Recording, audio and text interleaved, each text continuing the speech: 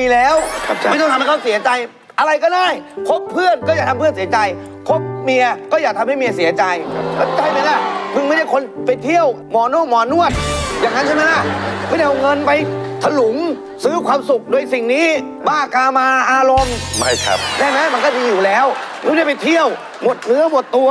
ไม่กลับบ้านกลับช่อง ไม่ครับ ชวนคนนู้นคนนี้ให้เขาพากลูกพากเมียเขาไม่เคยอยู่แล้วก็อย่าไปทำไงแบบนี้มันก็ดีไง ไม่พูดสักเรื่องหนึ่งจะได้ไหมครับ ไม่พูดสักเรื่องหนึ่งจะได้ไหมครับอาจารย์ พูดอะไรพูดถึงเรื่องไม่ได้ทำอ่ะ อ๋อครับ เอาถูกจะมาทำไมลูกเลยหยุดอะไรเรา ซื้อแม่งอยู่นั่นแหละของอ่ะ แจงโถฉันเหนื่อยก็อยากได้ของอ่ะ